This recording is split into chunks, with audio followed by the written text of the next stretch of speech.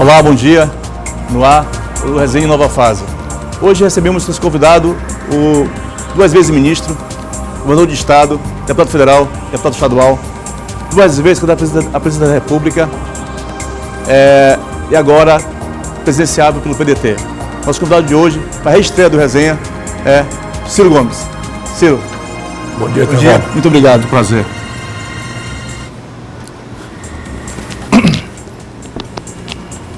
Ciro, você tem viajado o Brasil, dialogando, conversando com o que o senhor definiu como inteligência brasileira. Além disso, a sua pré-candidatura a presidente da República. Qual condicionante falta para que o senhor seja de fato candidato em 2018? Eu dependo de apenas uma circunstância, que é a decisão do meu partido, o PDT, que aqui no Maranhão é dirigido pelo deputado Everton Rocha, que é o nosso líder, e é uma grande esperança do nosso partido, né? Provavelmente será nosso candidato a senador. Portanto, eu só dependo do PDT decidir. Mas eu não quero ser um candidato apenas para completar uma biografia que você generosamente já resumiu aí para o povo maranhense. Eu quero ajudar o povo brasileiro a entender, de um lado, o que é que nos levou a esse fundo do poço moral, político, econômico, social, onde nós nos encontramos, o que aconteceu, por que o Brasil chegou a esse ponto intolerável, e mais do que tudo, pela minha experiência, construir as pistas de uma saída, de um projeto nacional de desenvolvimento que nos devolva a condição de confiar no futuro, né, de gerar os empregos que nós precisamos, de gerar as rendas que o setor público precisa para melhor financiar a educação, a segurança, que é um flagelo hoje na vida do povo brasileiro, enfim, as questões de infraestrutura do Brasil. Mas esse projeto que você coloca, ele não guarda alguma similaridade com o que tinha anteriormente com o PT, do qual o senhor apoiou e esteve no governo? Não guarda nenhuma? Falta ao Brasil, desde os anos 80, um projeto nacional. O experimento do Lula foi um experimento importante para o país, porque aproveitando uma ocasião internacional favorável e uma mudança grave na taxa de câmbio na véspera da posse dele, o Lula conseguiu expandir o gasto social no país. Passou de 15% da riqueza do Brasil para 22%. Isso não é pouco importante, é muito importante. Só que como a crise que derrubou a Dilma revelou, isso era um patamar de consumo insustentável. Né? Porque dependia de preços artificialmente altos dos produtos tradicionais brasileiros. Minério de ferro, por exemplo, nós estamos vendendo, quando o Lula entregou para a Dilma, $190 uma tonelada. Né? Carajás passa aqui por vocês, nós estávamos processando uma tonelada por $190, quando o Lula entregou para a Dilma. Quando a Dilma foi derrubada, nós estamos vendendo a mesma tonelada por 38. O petróleo estava a $110 o barril. Quando a Dilma foi derrubada, estava a $30. Ou seja, quando caíram os preços internacionais, esse patamar, vamos dizer, de consumo que deu à população uma sensação agradável, né, de progresso, de melhoria de vida, acabou se desfinanciando. E o país repetiu o mesmo filme que lá atrás derrubou o Fernando Henrique. Sendo que no Fernando Henrique foi um período mais curto. Mais curto, né? Em 2008 ali, a crise econômica que ele... 1999. Mas é isso, desvaloriza o câmbio, introduz uma alta de preço, bota o povo para fora do padrão de consumo que ele estava fazendo. O país quebra ali 3 ou 4 vezes aquele momento lá. Quebrou 3 vezes com coisa e agora com a Dilma quebrou. E qual é o seu pilar então econômico? O que é o seu ponto para esse O Brasil precisa se reindustrializar. Em 1980, quando esse velho modelo nosso morreu, 1/3 da nossa riqueza era extraída da indústria. Por que a indústria? A indústria é que agrega valor, é que paga melhores salários, é que recolhe mais impostos e, portanto, é o que enriquece um país. E o nosso modo moderno de consumir, o celular, o computador, o ônibus, o carro, a química fina dos remédios, tudo isso é importado hoje porque o Brasil perdeu as condições de produzir e hoje a riqueza brasileira tirada da indústria caiu a 8%. Era 1/3, 33%, caiu para 8%, o que era a indústria no ano de 1910. Ou seja, durante essas décadas todas, por falta de um projeto, o país só se desindustrializou e gerou uma dependência muito grave que a gente não dá conta de pagar de importações. Portanto, é preciso reindustrializar o Brasil e a pista são os grandes blocos onde o Brasil já está gastando dinheiro, gerando renda e emprego na Europa, nos Estados Unidos, na China. Por exemplo, o bloco de petróleo e gás. O Maranhão sabe, porque sofreu o calote que o Ceará sofreu também. Exato. O Brasil adotou a estúpida política de vender petróleo bruto barato e comprar derivado de petróleo, óleo diesel dos nossos ônibus, querosene dos aviões, gasolina dos carros, comprar em dólar importado do estrangeiro. Nada explica isso. Nós já estamos gastando dinheiro, a Petrobras tem tecnologia, nós temos capacidade de fazer, enfim. O Complexo Industrial da Saúde, só esse ano, Itevaldo, a União Federal vai comprar do estrangeiro, gerando emprego na África, e na 17 bilhões de dólares. Ou seja, o dinheiro já está aí ouvindo a conversa. O que é que nos impede de fazer um instituto de engenharia reversa em Barra do Corda, onde o sinal de vocês chega, e chamar a juventude empreendedora, incubar as empresas e o governo garantir a compra mais barato, porque não vai ter o frete que traz o remédio lá de fora. O complexo industrial do agronegócio. Nós temos a agricultura mais agressiva, competitiva do mundo, a pecuária mais agressiva e competitiva do mundo, e 40% dos custos de produção do nosso campo vem do estrangeiro. Fertilizante, agrotóxico, defensivos agrícolas, implementos agrícolas, etc. E por fim, o complexo industrial da defesa. O Brasil gasta bilhões de dólares por ano para equipar, reforçar, manter as nossas forças armadas minimamente operacionais, com toda a crise que elas também estão passando. Pois bem, esses bilhões devem ser aplicados dentro de um regime de preferências comerciais, financiamento rebelde ao Fundo Monetário Internacional e, fundamentalmente, transferências tecnológicas no ambiente internacional do BRICS. Por exemplo, se o Brasil reforça essa reunião do Brasil, Rússia, Índia, China e África do Sul, aí estão todas as tecnologias sensíveis para um satélite, para o foguete, para a propulsão nuclear, avião, tudo isso. Né? Agora o avião caça, nós compramos um pacote tecnológico da Gripen, da Suécia. Mas aqui não tem quem vai saber ler e quem sabe amanhã gerar um celular brasileiro. Então isso são as pistas claras por onde a gente pode reverter esse quadro e dizer ao povo de onde virão as energias para gerar os empregos. São 14 milhões de brasileiros desempregados. A gente fala muito da questão de tornar o tributo mais justo. Se fala tudo isso, mas assim, tem uma carga tributária elevada, o mais pobre paga mais imposto. Dá para equalizar também isso nesse processo também? Esse modelo seu que você imagina para o Brasil? O Brasil tem 3 tarefas para consertar a condição de desenvolvimento. Consolidar o passivo estrangulado das empresas privadas, por causa desse juro imoralmente alto, resolver a equação de dependência externa, dessa coisa da gente depender de importação que a gente não tem dinheiro para pagar, e resolver a equação do financiamento sadio do setor público. Aí, evidentemente, há muita injustiça. Eu sou professor de Direito Tributário na universidade e eu conheço esses números e o povão nem sabe.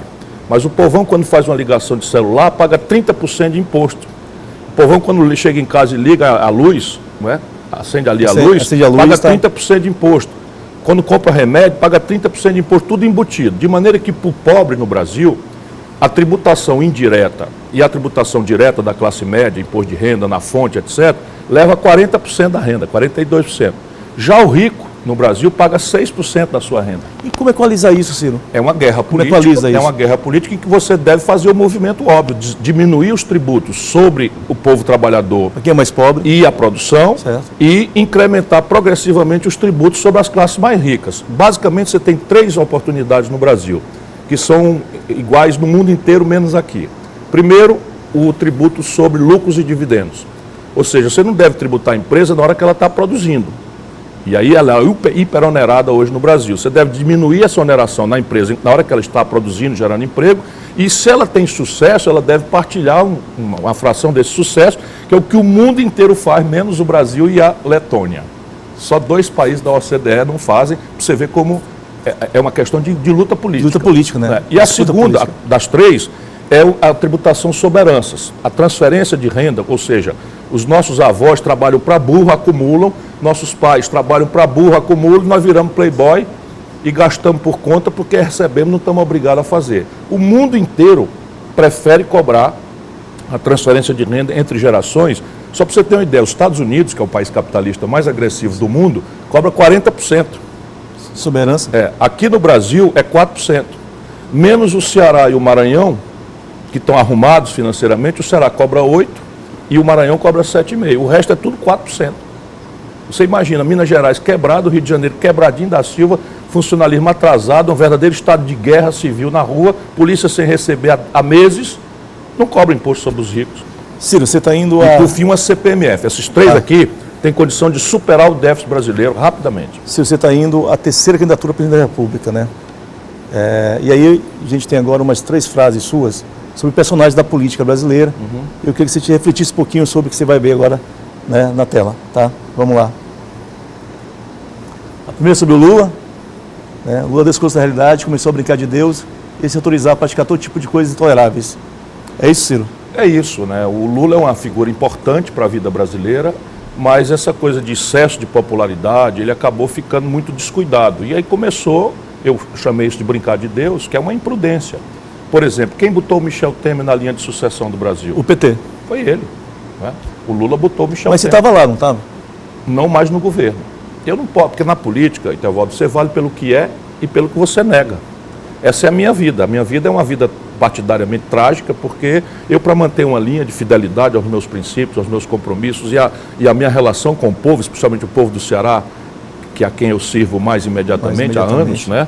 Eu faço o que for necessário. Sabe qual é a última eleição que eu disputei, tendo sido a última, o mais votado deputado federal do Brasil? Deputado federal, né? Foi em 2006. Deputado federal, né? Deputado federal em 2006. Por quê? Porque eu não me agradei do que estava vendo acontecer. Eu sabia que ia dar M, sabe? Porque eu conheço. Boto o Sérgio Machado da Transpetro 10 anos. Boto o Eduardo Cunha na linha de sucessão controlando a Furnas. E tudo isso eu fui lá, Lula, não faça isso. Por falar em Eduardo Cunha, vamos voltar lá às frases. Tem a segunda frase, tem a ver com o personagem que é muito próximo a Eduardo Cunha. Michel Temer é um golpista salafrário. É isso? Eu disse lá atrás, agora está todo mundo vendo. Eu também conheço. Eu fui processado pelo Michel Temer porque chamei ele de chefe de quadrilha e golpista. Por quê? As pessoas acham que eu sou bocão, que eu não sei o que e tal. É que eu sou velho no ramo. Eu tenho 38 anos de vida pública já, né? Nunca respondi ao inquérito, nem sequer para ser absolvido, o que nada mais é do que a minha obrigação, mas eu conheço os personagens. Há 20 anos atrás, o Michel Temer estava roubando no Porto de Santos. E aí agora o Lula, na imprudência dele, brincando de Deus, bota um homem desse na linha de sucessão, com uma presidente que o Lula também escolhe sem nenhuma experiência. É pedir para morrer. Né? Essas coisas não acontecem. Isso associado ao Eduardo Cunha, que, né? Sim, o Eduardo Cunha, eu fui deputado colega dos dois. Do Michel e do Eduardo. Dos dois. E todo mundo sabe a roubalheira ali dos dois. Todo mundo sabe. Sabe como era assim? O Lula mandou uma medida provisória para criar o Minha Casa Minha Vida. Aí o Michel Temer, presidente da Câmara, despacha para o Eduardo Cunha relatar. O Eduardo Cunha mete uma emenda criando um crédito de devolução de IPI exportação na medida provisória que criou Minha Casa Minha Vida, equivalente a 86 bilhões de reais. E o lobista da Fiesp rodando ali com a gravata amarela. Foi o dia que eu me choquei e chamei ele de ladrão. Digo, Michel Temer, fecha isso aqui, isso é muito caro para o povo brasileiro. E aí o que é que faço? Tem que atacar, tem que dizer, porque já dizia Hannah Arendt, a sociedade precisa de vozes que, não tendo rabo de palha, se levantem para ajudar a equacionar o país. Eu não quero ser pretensioso, porque não sou só eu, tem muita gente lutando no Brasil. Mas se as pessoas ouvissem o que a gente fala, o Brasil não estava passando essa tragédia. Ciro, o terceiro personagem é um ex-aliado seu, ex-colega de partido. Vamos lá ver a frase. É o Serra. Eu morro dizendo que Zé Serra não gosta de pobre, ele é o fim da picada e para piorar está sem nil. Pois é, o Serra também todo mundo está vendo, está fora de combate, aí enrolado na Lava Jato até o gogó, milhões de dólares no estrangeiro, a filha arquimilionária. E ele me processou na Justiça de São Paulo porque um jornal do Metrô, um jornal que distribui de graça, publicou uma frase minha de que ele não gosta de pobre e não gosta de nordestino. Aí o juiz lá me condenou. Você imagina, né, como a minha vida é. E nunca é por crime, me condena por dano moral e quer tomar meu apartamento, que é o único bem que eu tenho e tal. E vem, eu recorro e acabo ganhando. E quando acabou a condenação, eu repeti, ele detesta pobre e agora está senil mesmo, né? Está completamente senil. Você falou ainda há pouco que você nunca respondeu no inquérito. Nunca. Nunca respondeu. Mas há 2 anos a MPF do Ceará, acho que denunciou o senhor por uma questão ligada à Secretaria de Saúde. Ao SAMU. É o SAMU. Mas não é inquérito, não é inquérito, criminal. Não é criminal, né? Uma denúncia que... Vamos lá, qual foi a denúncia que eu também nunca respondi, porque o juiz nunca me citou, nunca respondi. Não. Mas eu tenho notícia, qual é a razão? Eu, depois de ser ministro, governador, etc., candidato a presidente, o meu irmão era governador do Ceará. E ele construiu 3 mega hospitais regionais, construiu 26 UPAs, assim, e estava tudo sem funcionar. E tinha o SAMU lá, 70 ambulâncias ficando velha, se estragando e o povo morrendo na rua, porque os secretários não conseguiam botar as coisas para funcionar por causa de confusão de Ministério Público, não sei o que e tal. Ele me chamou e pediu para eu resolver. Eu sou um velho professor de direito, boa parte dos juízes, até algum deles mais jovens foram meus alunos. E eu cumpro a lei. E eu não tenho medo de juiz nem de Ministério Público, porque eu ando na linha para isso, para não ter medo. não é? Ajudei a reforçar, como constituinte no Ceará, o poder do Ministério Público, achei uma coisa muito importante, mas não aceita abuso de ninguém. E aí fui lá e mandei fazer, fiz. Então, a questão do SAMU é porque você tinha que fazer um concurso. Aí o secretário chamava o concurso e o camarada dava uma liminar, derrubava o edital do concurso. Isso para o SAMU, serviço de urgência que colhe gente atropelada, motociclista que às dezenas... Que é trauma aí pra caramba. Aí o que eu fiz? Conhecendo as coisas como são, eu criei uma cooperativa de socorristas e fiz um convênio, que é sem fins lucrativos, fiz um convênio com a cooperativa de socorristas e ali eu contrato e demito, conforme o cara cumprir bem a tarefa dele ou não. Esse foi o meu, aspas, minha irregularidade. Vamos ao primeiro vídeo, Ciro. Está lá feito e acabou-se. Temos um vídeo, uma fala sua, sobre um personagem da política brasileira, um personagem recente, mas queria que você ouvisse e fizesse um comentário a respeito da sua fala. Vamos lá. Flávio Dino é uma exceção absolutamente notável e vocês precisam protegê-lo porque ele não só cumprirá uma missão importante no Maranhão, como já está cumprindo, mas tem responsabilidades crescentes com a vida do Brasil. Eu saúdo a você na sua terra. Que papel o senhor imagina, o senhor vê para o Flávio no futuro próximo? A elite política brasileira, por regra, esclerosou, né? Esclerosou pela corrupção que se generalizou no país, esclerosou pela falta de imaginação, pela falta de compreensão da vida do Brasil e esclerosou extensamente também por falta de sensibilidade social e cinismo. O Flávio Dino, na redemocratização, é uma joia que o Maranhão deu ao Brasil. Um homem que vem da magistratura, uma formação jurídica extraordinária, uma compreensão aguda da vida brasileira, exercitou como juiz, né, a magistratura, liderou os juízes federais, que é uma elite de alto brilho no Brasil, saiu da magistratura, abrindo mão de 1000 privilégios, que a sociedade inteira até condena, para se agarrar na sua vocação verdadeira, que é a política. Fui dele colega, deputado federal. A vida pessoal dele sofreu um baque violento que qualquer pessoa frágil politicamente ou psicologicamente ou humanamente poderia perfeitamente ter se abatido e ter saído da luta. E ele, ao contrário, vem para o Maranhão, volta para a sua terra e encara uma das mais duras guerras políticas que o país já assistiu, contra uma estrutura super poderosa, que o país inteiro achava, inclusive o PT, só essas coisas do Lula brincar de Deus, né? Faz intervenção no Maranhão para o PT votar contra a mudança, e o Flávio Dino agora se revela um extraordinário administrador, ou seja, é um projeto de estadista que está se aperfeiçoando. E o Brasil precisa desesperadamente disso. Então eu fico muito feliz assim, de referir, porque eu sou muito azedo, muito crítico. Ele não é meu aliado, né? Somos parceiros, aqui no Maranhão somos aliados, mas o PCdoB tende a votar no Lula a vida inteira. Mas pouco me importa isso. Ele é uma figura extraordinária para a vida do Maranhão e para a vida do Brasil. Ciro, perfeito, a gente vai ao intervalo. Na volta a gente fala do Lula, do PT, os caminhos da política brasileira nos próximos 20, 30 anos. Até já.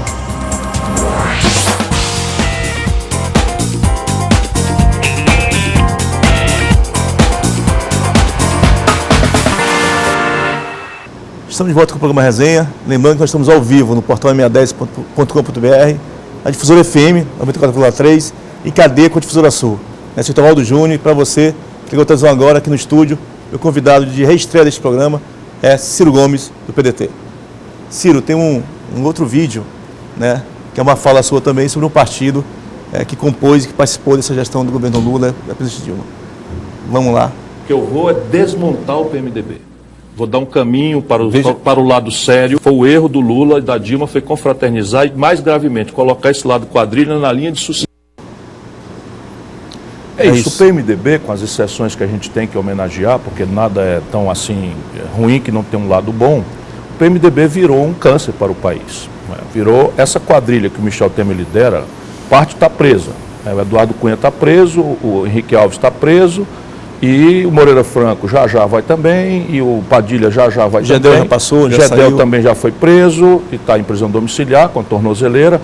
Enfim, isto é uma quadrilha mesmo. E o mais grave é que a briga de São Paulo é que produziu essa tragédia odienta para o Brasil. Porque lá em São Paulo, o PT e o PSDB, que são mais ou menos os dois lados da mesma moeda, não é? Eles resumem há 20 anos o confronto. E lá não tem muito mal, porque São Paulo meio que anda sozinho, não é tão dependente da política e dos governos quanto nós outros, regiões mais pobres do país. Resultado prático, o PSDB vai para o governo, não é? e o PT nega diálogo lá atrás. Resultado, o PSDB se autoriza a botar no centro do poder o PMDB quadrilha. E entrega os cargos para eles roubarem, etc, etc. Muda o jogo, o PT vai para o poder, o PSDB comete o mesmo desatino de negar diálogo. E aí vai o PT no segundo mandato do Lula, no segundo mandato, e bota essa quadrilha toda dentro do governo. Resultado, Petrolão. Não tinha outra. Ia dar nisso, não tem conversa. Né? Você disse no começo da nossa conversa que a única condicionante, né, da sua candidatura é o PDT. E o PT nisso? Vai esperar pelo PT? Não vou esperar. O PT tem a natureza do escorpião, você conhece a fábula, né? Sendo um partido importante. Para as pessoas que não conhecem, assim, tem um enchente, o sapo vai atravessando, nadando como ele é capaz de fazer a enchente, e o escorpião pede socorro ao sapo. O sapo diz, eu não vou te socorrer, que senão você vai me ferroar. E o escorpião diz, não, sapo, se eu lhe ferroar, eu morro junto.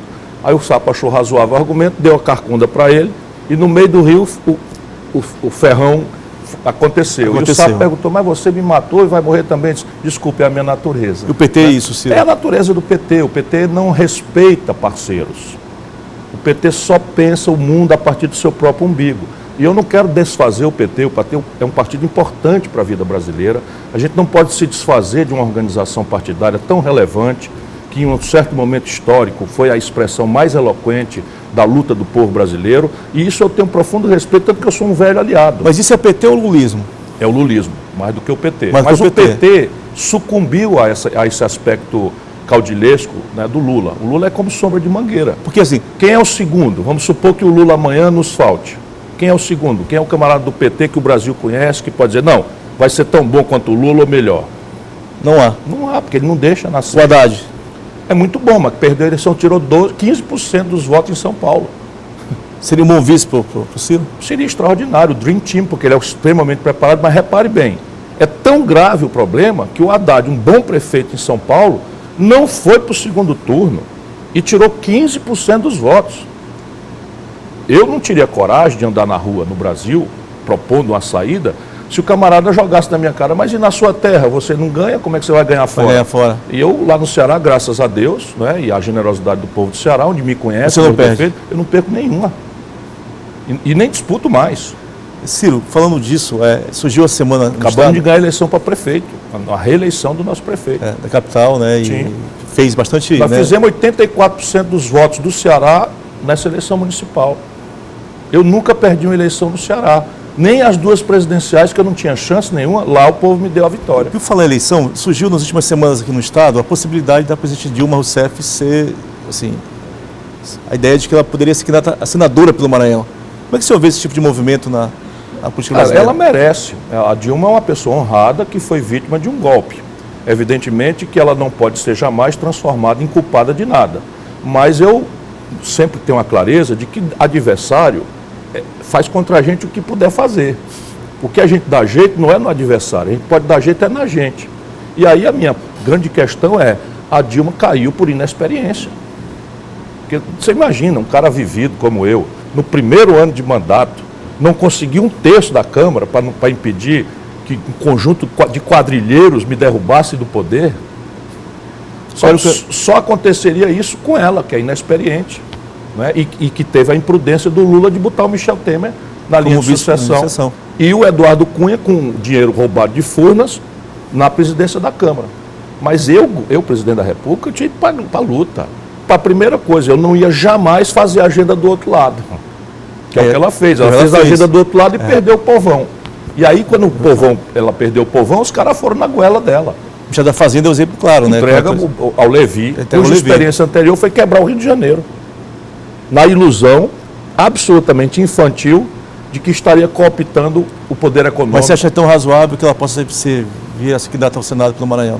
Eu não sei pelo Maranhão. Sim. O Maranhão, só nosso lado, tem 3 potenciais candidatos prévios. O Everton deve ser um dos candidatos, certo. E temos mais 2 companheiros dentro da coalizão que apoia o governador Flávio Dino para a sua reeleição. E aí eu não sei se tem uma vaga e tal. E a Dilma tem 2 relações locais que são mais legítimas. Um é o Rio Grande do Sul, não é? Onde ela atuou politicamente, e outra é Minas Gerais, onde ela nasceu.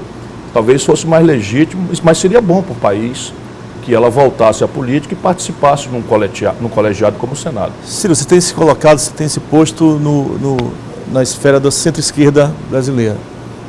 Qual papel cabe à esquerda brasileira hoje, nessa conjuntura que a gente vive hoje? O primeiro papel da esquerda brasileira é fazer com sinceridade o que o PSDB quis fazer na televisão agora com picaretagem intelectual, que é uma espécie de autocrítica. Não para se chicotear, nem para as coisas, mas nós perdemos a hegemonia moral da população brasileira pelos nossos erros. Porque não adianta botar a culpa no adversário, de novo, adversário é para adversariar. Adversariar, né? É para adversariar. Confronto, né? Para brincar, é para confronto, é para destruir. Para destruir, para disputar. Não dessa forma odienta como está acontecendo no Brasil, porque eu me recuso a reduzir a sociedade brasileira a esse conflito estúpido de coxinha contra mortadela. O Brasil não cabe nisso, né? E isso é conveniente para eles. Esse confronto paroquial de São Paulo, PT e PSDB, né? Então nós precisamos botar, então vamos fazer o seguinte, vamos brigar lá fora, deixa a gente discutir o futuro do Brasil, para dar um tempo aí. Cada um de vocês fez uma coisa boa, mas vamos brigar lá fora, porque a gente precisa alguma paz política para dialogar, para nos ouvirmos aos diferentes e tal. Então o papel da esquerda hoje, para recuperar a confiança popular, é reconhecer os erros. Como é que pode alguém que sendo de esquerda, né, fazer o que foi feito? Por isso que eu saí do governo.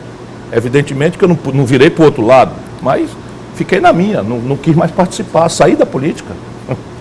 Para poder não virar para o outro lado, mas também não ficar omisso nessa degradação de costumes, nessa coisa aburguesada, né, de novo rico, cartão tem um corporativo. Novo luxismo aí, né? Cartão corporativo é um negócio mais ridículo que tem. É um esquerdista fumando charuto, falando de vinho amadeirado e tal. Pô, francamente, eu vi essa degradação acontecendo. Ciro, esse momento, você tem viajado o Brasil todo, né? Você vê o Maranhão, vai ao Sul na semana que vem. Isso não remete a um período recente da nossa história. 89, por exemplo, a coisa hiperfragmentada, a fragmentação gigante nesse processo. Se guarda alguma similaridade com isso? Muitas similares, muita similitude, sim. A história brasileira se repete. E como o senhor se coloca nesse momento? Como o senhor se coloca nesse momento aí? Basicamente, 89, o que é que foi? Foi uma exaustão do sistema tradicional, muito rápida, porque nós fomos para a redemocratização com Tancredo Neves, a tragédia nacional, o Tancredo morre na posse, por contradição, né, assume o Sarney, sob tutela do PMDB, violenta tutela, fisiologia, clientelismo, roubalheira, corrupção, inflação alta, tentativa de planos fracassados, desmoralização do estamento político, olha aí como parecido, não é? PMDB, dando as cartas. O momento que a Dilma viveu recentemente. Aí, resultado, né? A sociedade brasileira, em 89, buscou uma mudança. Foi a primeira eleição e essa mudança não estava posta com clareza. O que aconteceu? Os partidos tradicionais da época, PMDB com o Dr. Ulisses, não tirou 2%. PFL com Aureliano Chaves, ambos homens de bem, não tirou 2%. O que não é fato hoje na direita brasileira, que decaiu profundamente, tanto sob o ponto de vista moral, quanto especialmente sob o ponto de vista do despreparo. Um despreparo muito despreparado. Chocante. É desqualificado demais. Chocante, né? Assim, não dá para você conversar, não porque é mal educado, é porque não tem nada na cabeça. Vamos já falar dessa direita brasileira, que é essas então, figuras que estão aí. E o pensamento de direita precisa se expressar para que a gente tenha um debate e tal. Mas eu convivi com essa direita, vamos dizer, lúcida, civilizada, esclarecida, estudiosa, né, das questões do Brasil. E aí o povão foi procurar um outro time. Né, os partidões ficaram ali, o povão foi procurar um outro time. Estava ali um Lula, que era um projeto muito despreparado, mas representava uma negação, né, de tudo aquilo lá. De tudo aquilo, sob o ponto de vista moral, um discurso moralista, contra a corrupção, contra a fisiologia. Olha o que acontece.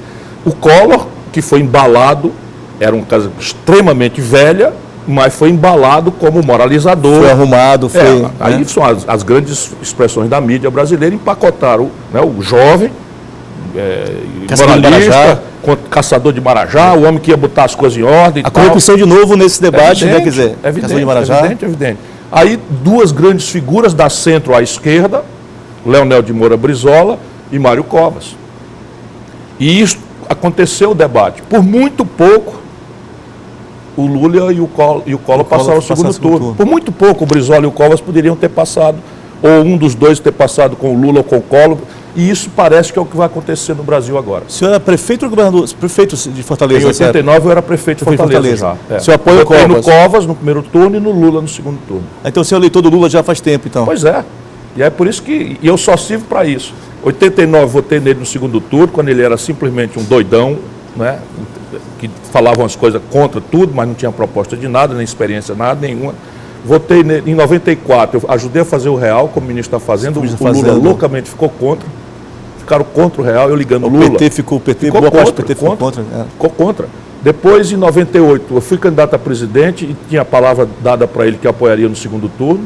Não houve o segundo turno, porque o Fernando Henrique manipulou a mídia, não houve um debate sequer, me temendo, porque eu tinha ajudado a fazer o Real e eu ia mostrar que ele estava fraudando o Real, como aconteceu. O Itamar disse que, de fato, o ministro do Real foi o Recupero e eu. Ele foi sabe, o senhor, exatamente. Ele sabe, esses foram os ministros do Real. Ele sabe o papel estratégico que o Recupero desempenhou exerceu, e a modesta contribuição que eu pude dar também. Depois, em 2002, eu fui candidato e apoiei o Lula no segundo turno, aceitei ser ministro dele, abri mão de ser candidato em 2006 para apoiá-lo. Em 2010, ele e Marrulo Eduardo Campos me deram uma rasteira, o que faz parte do ramo, não tenho queixa de nada, mas me deram uma rasteira, passaram 4 anos dizendo que eu era candidato a presidente. Eu estava na ponta nas pesquisas, com 16%, 17%, e eles se acertaram e me tiraram a candidatura, e ele impôs a Dilma com o Michel Temer. O que eu fiz? Eu rompi? Não, engoli e, em nome do Brasil, né, dos meus valores, apoiei. Chega em 2014, o Eduardo Campos, que participa do governo 4 anos, ministro, dinheiro muito e não sei o que e tal, resolve, na véspera da eleição, ser candidato, deslealmente, e me bota para fora do partido. Mais uma rasteira no Ciro. Menos mal, menos mal. Eu não sou relevante, o relevante é o Brasil. Eu fiquei. Ajudei, já zangado, já aborrecido com as contradições, ajudei a fazer. Para mim, agora chega. Percebe? Não é possível um país de 206 milhões de pessoas depender de um único homem.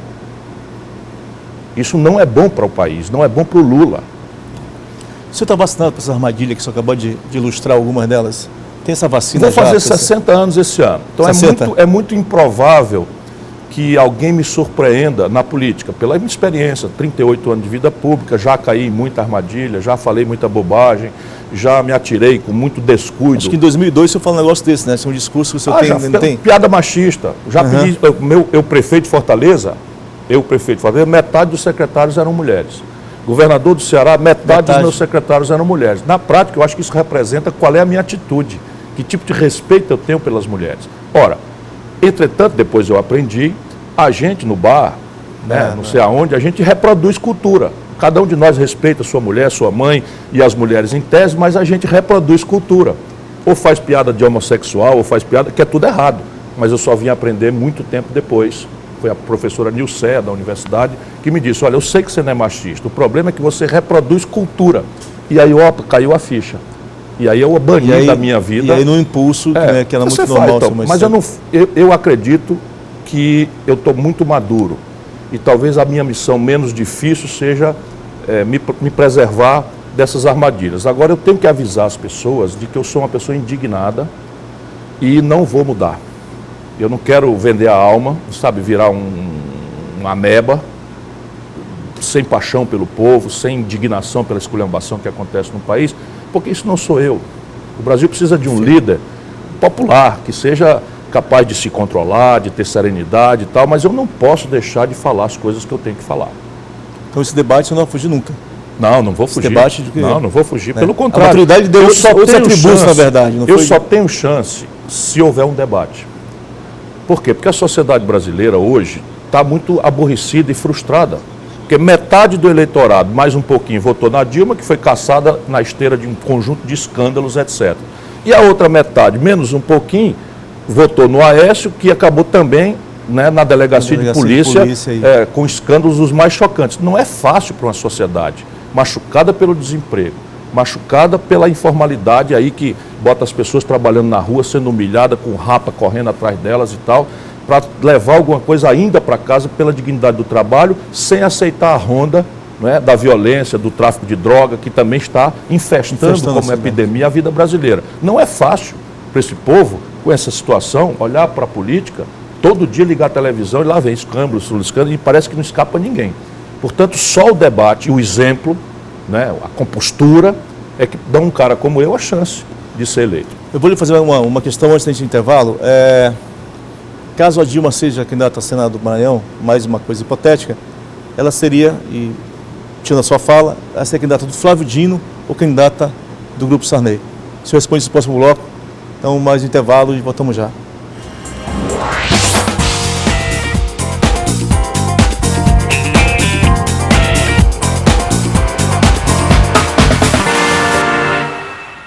Olá, estamos de volta com o programa Resenha. Lembrando que nós estamos ao vivo no portal M10, na Rádio Difusora FM e em cadeia com a Difusora Sul, a Imperatriz. Ciro, antes do intervalo, a gente fez uma pergunta sobre se a Dilma seria candidata do Flávio ou candidata do Grupo Sarney.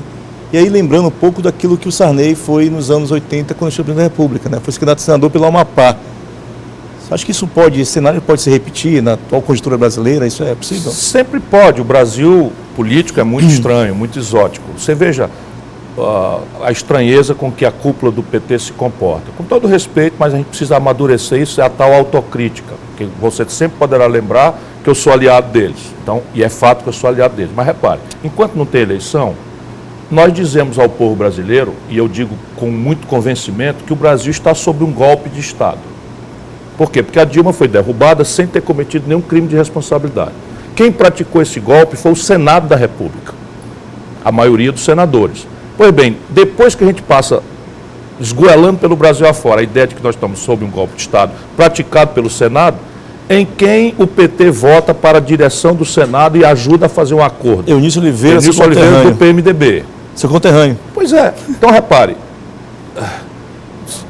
pode até ser que a Dilma volte a acreditar nessa gente, né, e ser candidata com apoio deles. Eu duvido.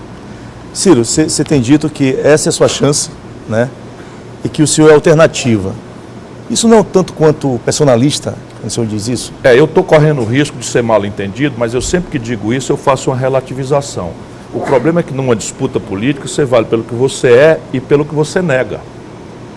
Então, repare, por um certo desastre nacional, tirante o Lula, não é, que tem uma passagem importante na vida nacional, mas que já foi presidente 2 vezes, está com 71 anos, já elegeu a Dilma 2 vezes e tal, e que atrai sobre ele um olhar passional. Se o Lula entra na disputa, ninguém vai mais discutir o futuro do Brasil. Vai ser ódios e paixões discutindo o passado e confusão de corrupção e de se a condenação vai ser mantida ou não vai ser mantida. E ainda que seja injusto, isso é um desserviço ao Brasil. Porque a nossa situação econômica exige uma coesão nacional, exige um debate inteligente, despassionalizado, sem ódio, sabe, mesmo sem paixão, ainda que haja simpatias, mas nós precisamos mobilizar a inteligência do povo brasileiro, porque o que tem que ser feito vai ferir interesses muito organizados, muito poderosos, em favor das maiorias, que estão aí passando o pão que o diabo amassou. Então, tirante o Lula, que tem esse valor, qual é o outro candidato sem qualquer tipo de imodéstia minha? Volto a dizer, é por treinamento. Marina, quem é o outro candidato que tem o meu treinamento? Marina. Qual a bodega que a Marina administrou alguma vez na vida? Nós vamos de novo apostar na inexperiência? Percebe? Tudo bem, o Dória. Imagina, veja, se fosse prefeito de São Luís, chega um pouquinho mais à direita, o se Dória, fosse prefeito de São Luís ou do Ceará, estaria desmoralizado. O cara não entregou nada. Nada. E 6 meses, passa um mês fora de São Paulo. Não, ele entregou água, ele entregou o jato d'água. Jato d'água gelada no frio de São Paulo, derrubar um prédio em cima de sem teto, enfrentar um problema grave como a Cracolândia em São Paulo, com aquele despreparo, sem um plano, sem um projeto, e sem entregar nada. Não tem vivência, não conhece o país, até de saber onde é que fica Codó, qual é o tamanho de Imperatriz, a economia dessa pré-Amazônia aqui, já passaram 10 anos. Bolsonaro? Foi o colega dele. Diz ele que votou em mim, eu tenho todas as razões para acreditar. Mas o Bolsonaro é deputado federal há 26 anos. 26 anos. Nunca administrou uma bodega. Na carreira dele, ele podia ter chegado a general, saiu como capitão. Aí tem um sintoma. E é o cara seguinte, mais grave do que isso, a inexperiência, é o despreparo. Porque o cara nem para se cercar de um especialista, para tomar cuidado e não simplificar problemas graves, porque quando o cara é só político, o cara pode dizer, ó, bandido bom é bandido morto. Isso para quem está assustado, uma senhora que perdeu o celular com um revólver na cabeça, um cidadão que perdeu um filho numa guerra de droga, não sei o que e tal, isso dá um certo conforto psicológico. Eu tive um filho lá em Fortaleza que sofreu um assalto e deram um tiro nele, ele não morreu, porque Deus é grande. Ele segurou a mão do cara e o tiro que era na cabeça veio para a perna. Portanto, eu teria todas as razões também para ter uma atitude de vindita, né? Mas isso está errado. Quem se propõe a governar um país não pode simplificar os problemas, não pode fazer de conta que está aí não faz porque não quer, que é tão fácil fazer que o cara vai lá e resolve. Corrupção. Corrupção é uma chaga terrível, extremamente grave. Ela começa em determinados padrões culturais de conduta. O Helmut Kohl, unificador da Alemanha moderna, saiu da política por envolvimento em corrupção eleitoral. Enfim, é preciso ter muita moderação, muita severidade, muito exemplo, sabe? Ciro, tem um vídeo, né, mais um vídeo, e aí que se situa, que lugar que o senhor está nesse campo da política brasileira hoje? Eu sou considerado um comunista para a direita e sou considerado um direitista para a esquerda, ou seja, eu estou na posição correta. É isso aí? Isso foi uma entrevista que eu dei em Londres, né? Na BBC, na BBC de Londres. É isso? Na verdade, isso aí é uma caricatura, porque a minha formação é de centro-esquerda. E isso é uma coisa que tem que ser traduzida no prático. Porque não é ser de esquerda, por exemplo, o governo Lula. Então, o Lula se autorrefere de esquerda, o PT se autorrefere de esquerda e faz a economia política rigorosamente a mesma do Fernando Henrique. Rigorosamente a mesma. O país se industrializa, o país concentra renda, o país serva a especulação financeira. Olha para commodities e tal, e acha que resolve, né? Então, ser daquilo ou daquilo outro, pouco importa. O que importa no Brasil hoje é um projeto que reúne os interesses concretos de quem trabalha com os interesses concretos de quem produz. Essa aliança é a única que tem força política na sociedade, com uma liderança construída em cima dessa sólida aliança prática, para enfrentar o poder do rentismo. E o senhor está onde nisso? O senhor está onde? Onde trabalha, ou o senhor está onde? O senhor está onde trabalha ou está onde produz? Eu estou no trabalho. Estou no trabalho, embora seja um trabalho sofisticadamente pago, né? Quando houve o golpe, eu tinha largado a política. Já tinha ajudado a fazer uma nova geração no Ceará. O Cid Gomes é o mais exuberante, mas o Camilo Santana, hoje, que é um grande governador, o Roberto Cláudio, enfim, tem uma turma nova, o Salmito Filho, é uma turma muito boa, que é o que eu acho que eu devo fazer, ajudar a preparar, a treinar uma turma nova para tomar conta do estado do Ceará. E eu consegui isso, graças a Deus e à generosidade do povo, e aí larguei a política, fui trabalhar na CSN, pela primeira vez aceitei um convite para trabalhar na iniciativa privada, sou o único ex-ministro da Fazenda que não foi trabalhar para banco, né?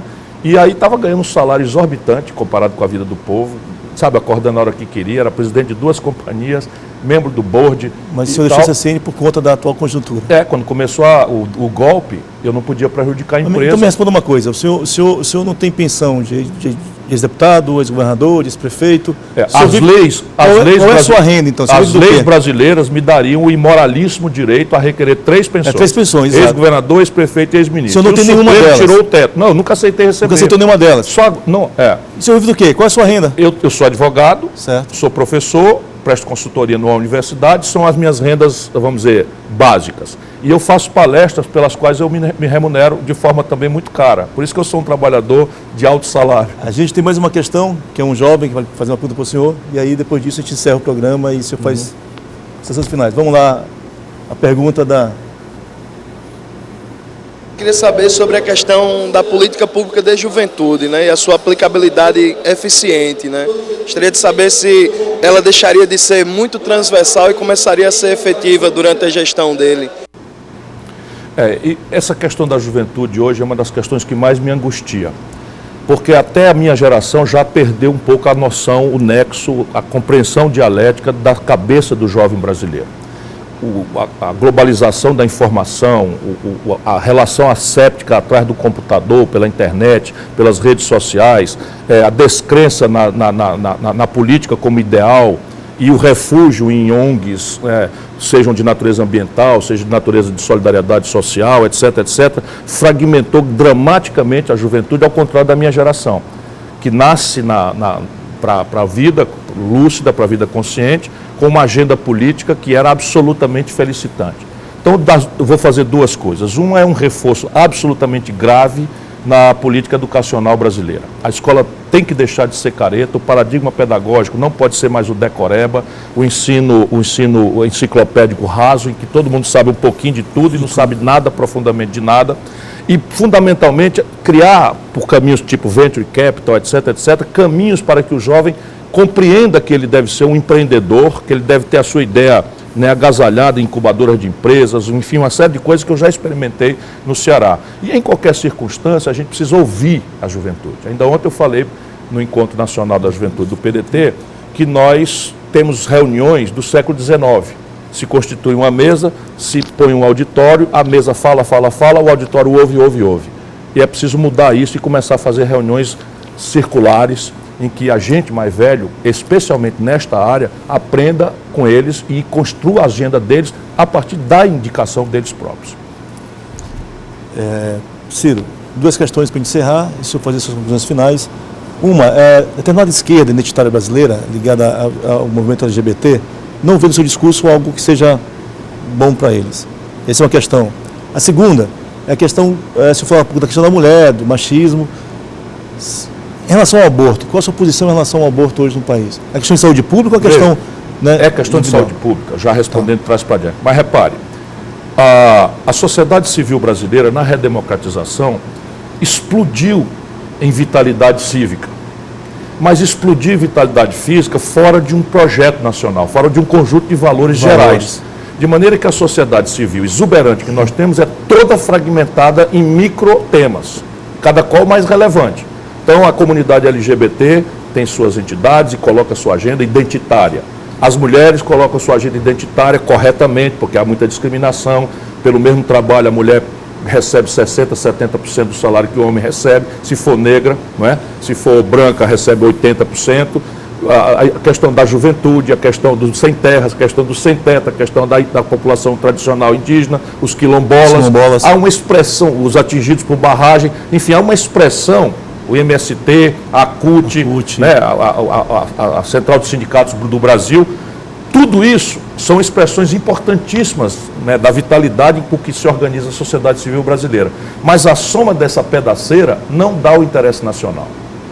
Por isso, o candidato a presidente da República tem que forçar a mão e deixar de ser um bajulador desses votos identitários para prestigiá-los na ambiência de um lugar onde eles possam se afirmar. E pode ser essa mesa redonda que você se referia. A minha queixa da Marina, que é uma pessoa de bem, é uma pessoa patriótica, é uma pessoa que gosta do povo, é uma amiga que eu tenho, fomos colegas ministros, mas a Marina, por nunca ter administrado uma bodega, reflete esse voto identitário ambientalista.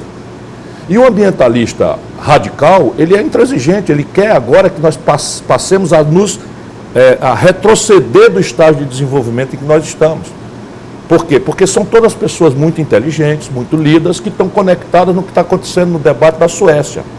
Ora, a Suécia é uma sociedade igualitária, com todos os seus problemas resolvidos, ela pode perfeitamente pôr em discussão, em perspectiva, a ideia de que essa matriz de desenvolvimento que a humanidade experimenta é insustentável no futuro. Mas não é o caso do Brasil, isso é um bofete na cara do nosso povo, que está desempregado, que está maltratado no posto de saúde, ou seja, o Brasil não pode se dar esse luxo. Como temos grandes e graves questões. Você tem o ambientalista que quer proteger os recursos naturais, e isso é muito importante. Só que num país como o nosso não vive sem energia.